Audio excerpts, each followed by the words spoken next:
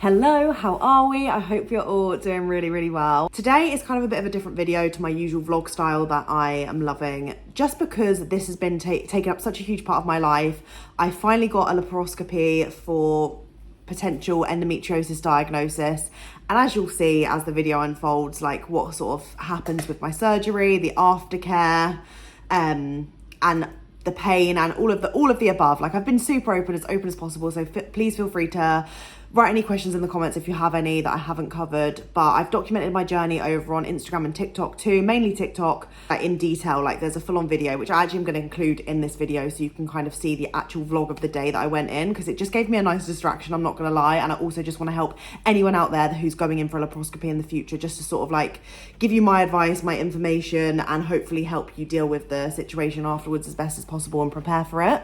But yeah, for those of you that don't know, I've been trying to get an endometriosis diagnosis or just get general help with my period pain since I was about 13 years old. I started my period at 9. At 13, I started getting really bad period pain that stopped me from going to school, stopped me from moving, being able to carry on with daily tasks. And I'd have weeks and weeks off school, weeks off uni, weeks off work as I got into my adult life. And it disrupts probably like 2 weeks overall of my month. So that's half of my life. I'm just getting sick of it, and the women's health situation in the UK and probably the world is just an absolute shit show. Like, no one takes you seriously. You're constantly dismissed and rejected, which is why I'm 26 years old now and have only just gone in for my first surgery, because they literally haven't listened to me for all of those years and told me to do this, told me to do that. I've tried everything under the sun and none of their shit works, because they just want to put you on contraception and actually not solve the root cause of the issue. They're just like, go on that because it can like help with the pain. But I'm like, I don't always want to be on contraception because I want children, or I just don't want to be putting hormonal birth control into my body because it made me mentally ill. Like, I have to choose between either my mental illness or physical illness, and I'd rather pick the physical because I feel like there's a bit more damage control I can do with like putting heat on and patches and TENS machines. I've tried it all. And some things do work and help a little bit, but as we all know, there is no cure for endometriosis. There's nothing to really get rid of it. Even when it does get removed from surgery, it can come back again 1, 2, 3 years later. So it's constantly being removed because there is nothing to fully cure it and get it sorted.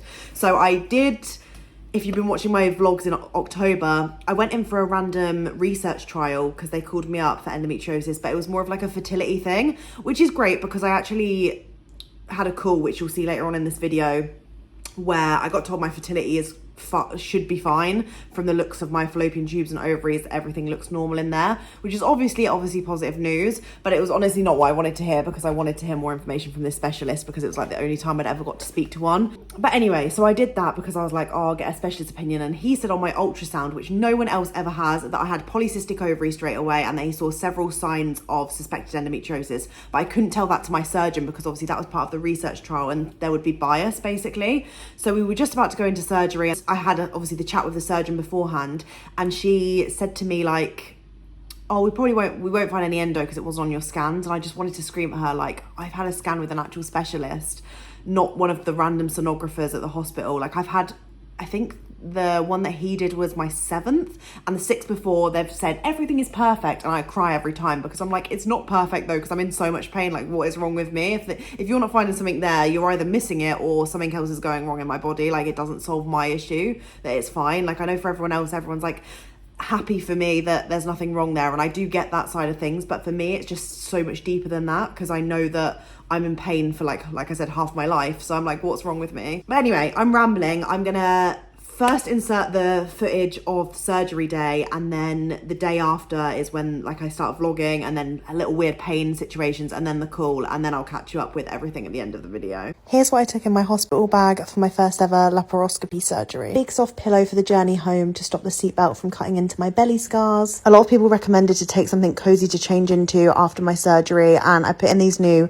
Chelsea Piers pajamas. They do have a waistband, but I could sit them low-waisted so that they weren't on my scars. I had to leave for my surgery surgery at 5:30 in the morning to get there for 7 at the hospital, and you actually have no idea what time you're going to go in. So I wanted to pack things that were going to keep me entertained. So I had a notebook and pen, the book I'm currently reading, which is I Am Flame by Rebecca Yarros, and I also popped in a crossword book too. I knew there was going to be a high chance of vaginal bleeding afterwards, so I popped in some period pants from Modi Body and Female Engineering, Dove deodorant to freshen up afterwards, and my toothpaste and toothbrush. All of you lovely people were saying that I needed peppermint capsules or peppermint tea because the gas that they use to inflate your stomach rises and sits in your shoulders, and oh my god, the pain has been astronomical, a million times worse than my stomach pain. Last few bits on my Tangle teaser, my Nivea lip balm, and some cozy socks, and we are ready for our surgery. I've been in chronic debilitating pain for the past 13 years, desperate for some help, so this surgery was such a huge deal for me to diagnose my suspected endometriosis.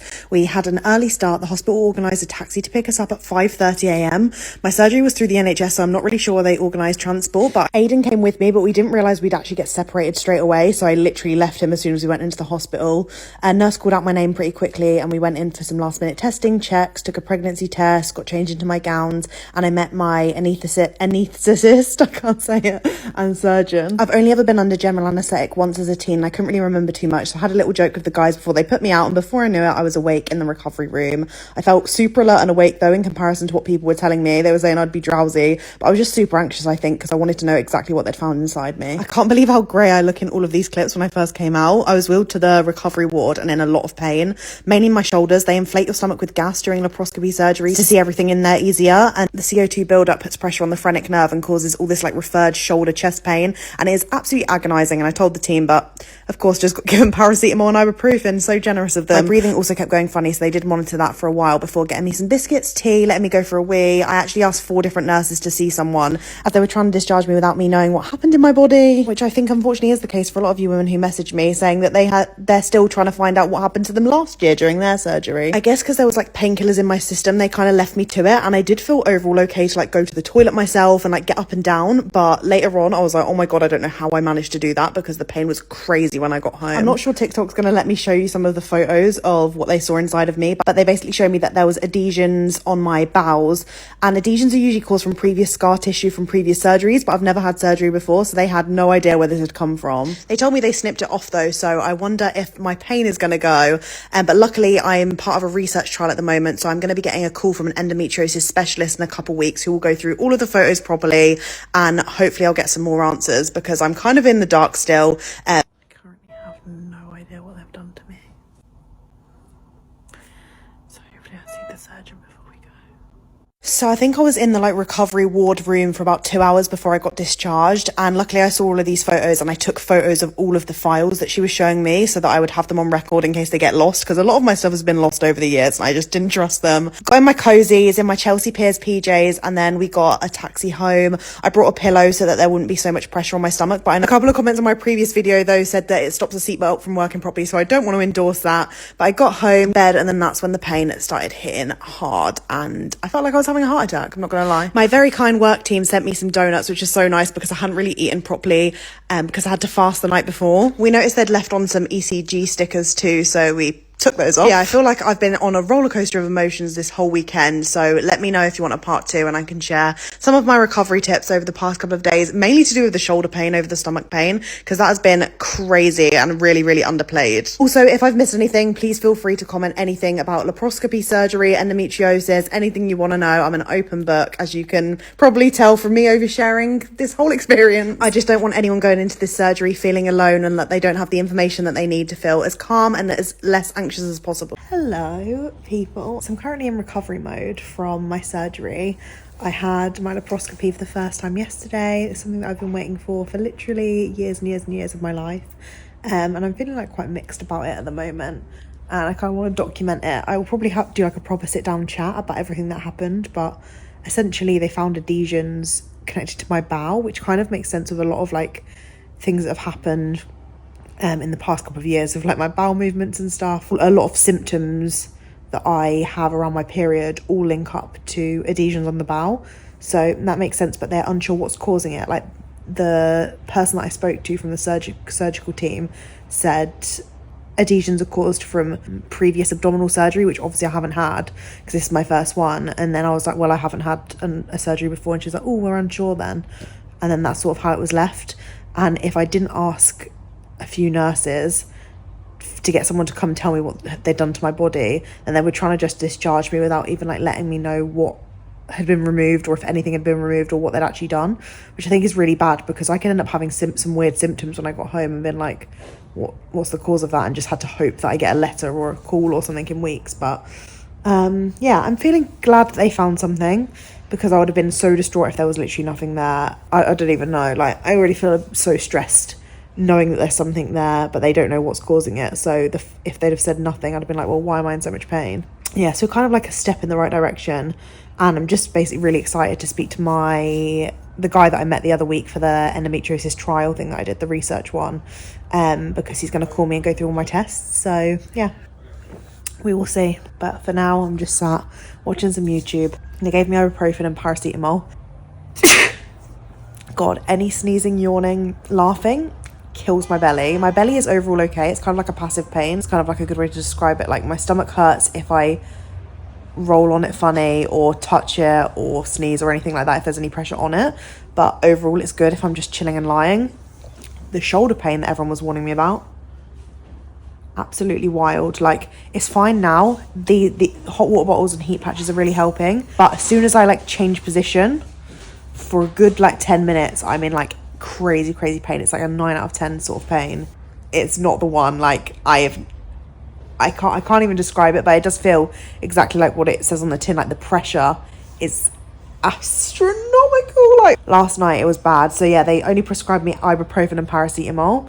I think because at the time, obviously, when I came out of my anesthesia, when I woke up and became conscious again, obviously that I'd had a load of painkillers in me, so I didn't feel too bad. Felt like I could move. I went up to go to the toilet on my own. I thought, I think I'm fine. I'm back to bed and everything, on the bed before I got discharged and everything. And then slowly, like it's deteriorated. And overnight, I just had like a couple of hours sleep, was up in so much pain. I feel like I've got this kind of like weird stitchy pressure pain in my ribs. It's mainly in my shoulder and side that really hurt, and then I forget how bad my stomach is when I move to get up to go to the toilet. And Aiden's been so helpful, bless him, at helping me get dressed and brush my teeth and do like small little things to make me feel a little bit better. But Aiden's mum's just coming over this weekend to just chill with me and have like a nice little visitor here, so I can be a bit distracted, which is nice. I think we're going to try and get up and go. It says moving my body's fine after 24 hours. And to be fair, I was relatively mobile yesterday when I was in less pain.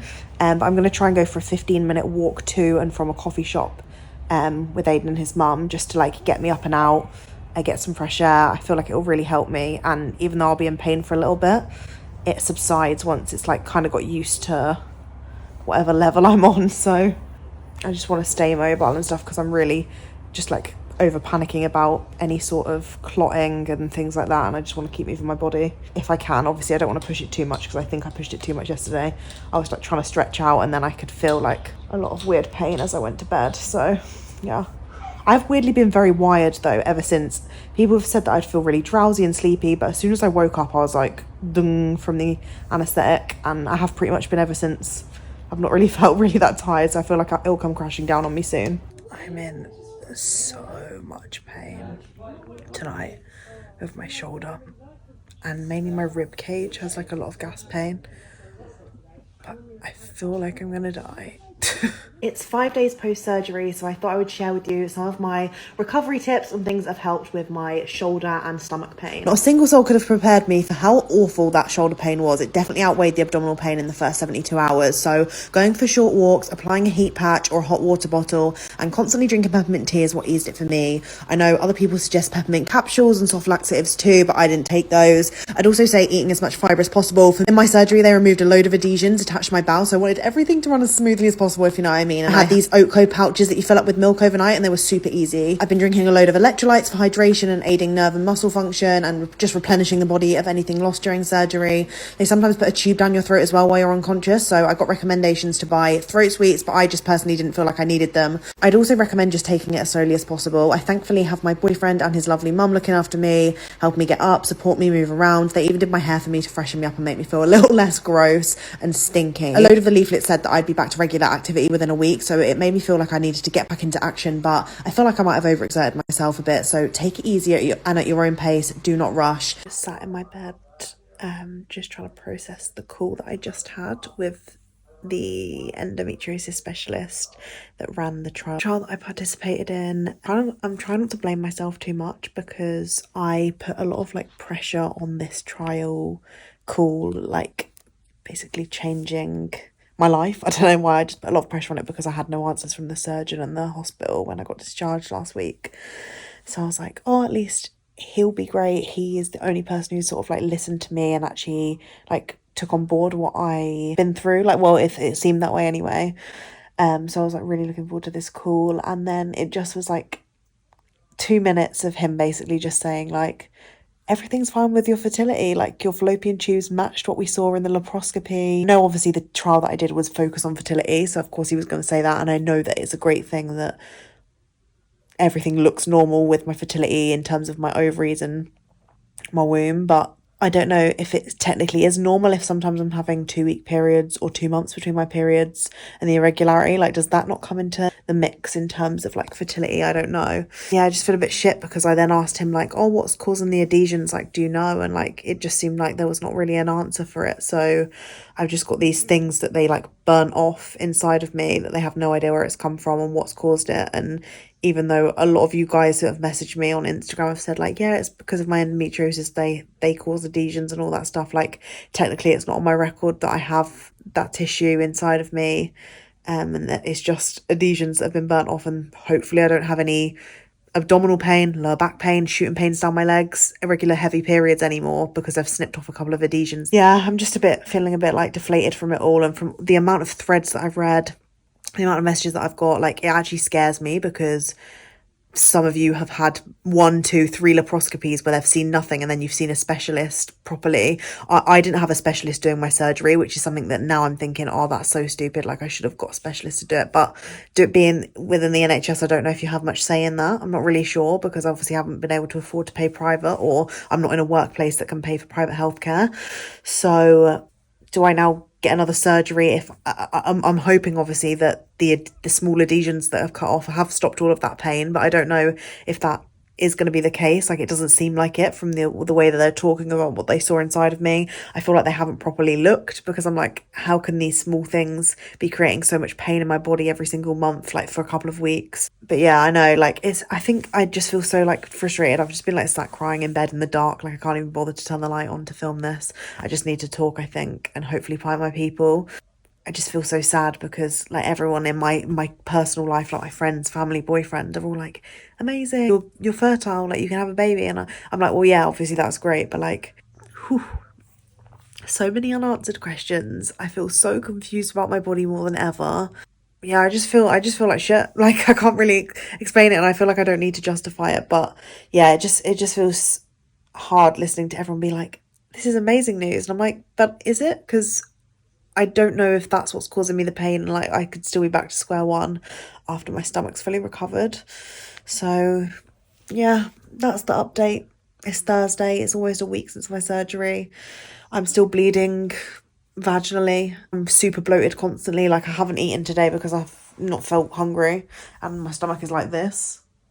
Do you know what I mean? It's so bloated. Like, how is it so like, I just feel like really vulnerable because I've just posted some stuff about it on my Instagram because I need to find my people. Like, the amount of women who have messaged me with their experiences, you don't even know how much you've helped me, because I literally feel fucking insane. Like, as soon as he hung up that call, I'm just like, great, like I feel like I'm making up all this pain and there was nothing to be worried about. But it's like, well, there has to be something wrong with me. My only bit of hope is that the adhesions being burnt off, like, will do something and I won't be in pain. But I just don't know, I don't feel like it's likely. It's hard not to be pessimistic after the way you're treated like shit for so long. But thank you if you have been someone who's messaged me your story, because without you, like, I genuinely couldn't keep going. I couldn't be dealing with this because no one understands it. It's just so isolating. And I just hate even the thought of like looking onto social media and like seeing people reply. I'm like hoping that they're going to be nice and that it's going to be someone else who gets me, rather than thinking that I'm doing it for attention, because it's just not the case. Like, it's not at all. I just am desperate to find someone who has felt the way I do. So fast forward now, we're a couple of weeks later post-surgery, and I'm feeling Still super confused. There's obviously not much more clarity that I've had since, because I have had no follow-up appointment that's been booked in. I went to get my wounds redressed, which is what the hospital suggested, but I know a bunch of you messaged me saying they just got given the dressings themselves and were told to just do it at home. So I think that's like, could be either way. And the GP didn't even have my surgery data or anything on the system. Like, it didn't say that I'd had surgery or was going in for surgery at all. So that's always good that I don't have my surgery on the system. But again, not a unique experience, as many of you have also told me on social media, because I've sort of been documenting all of that on Insta and TikTok before making this video, which has been so helpful otherwise, and I felt very alone. But I'm doing a lot better now. I don't have any shoulder pain. That kind of lasted for 72 hours, but it was agonizing, like way worse than anything I could have imagined. My stomach kind of was just like a gradual slow burner, like it kind of hurt a bit. It's quite tender. Now touching the wounds, there's no pain at all. And I've been able to do pretty much everything back to normal. Like, I'm super mobile. In fact, standing up actually is like my favorite position. Like, lying down and sitting down is, for a long period of time, is more uncomfortable than me just standing up. So I've been getting back to normal activities. I mean, I went ice skating last night, but I do feel like I'm quite confident in my skating abilities. So I wouldn't have done it if I really thought I was going to be a danger. And yeah, I'm back to my normal mobility. And to be honest, from my leaflets that they gave me, it said that I should be back to normal mobility after a couple of days, and there's nothing to suggest that I shouldn't be. So I've given myself 2 weeks, and I was very itchy. I had a lot of cabin fever. I hated staying in. I thought I was going to be really excited to like sit in and just read and just do nothing. But I think because I was in pain, I was feeling vulnerable. I was feeling annoying, asking Aiden to help me do everything, even though he was so kind and lovely and was so happy to help me and be here whilst he was working. Yeah, I just felt like a big, like, it was just like not what I expected. And I was like, get me out of the house. So this week has been lovely. I've been out and about doing my normal things, and there'll be a normal weekly vlog next Wednesday. So make sure you stay tuned for that. I've also got some really fun like giveaways going on my Instagram and TikTok at the minute, where I'm giving away 10 amazing bundles. So go check those out, because I wanted to do it for World Kindness Day, because you guys have been so kind to me on this like last couple of weeks on this weird surgery recovery journey, and also just for supporting me over the years from doing this, turning my silly little hobby into a silly little job. So yeah, I love you all. Thank you for coming with me on this journey. If there's any questions or anything that I've missed, then please do comment them down below. I'd be so happy to help, because it is so daunting going into this world of getting a diagnosis in women's health or chronic pain, and no one really having a clue what they're talking about from the medical industry, and you're having to like Google all of your stuff because no one can give you straight answers. It's just a bit of a crazy situation. So I want to be here to help if I can. Thank you for watching. Please hit the thumbs up if you did enjoy or it helped in some way, shape or form. Subscribe down below if you're new, and I'll see you next week for a way more positive video. Bye guys.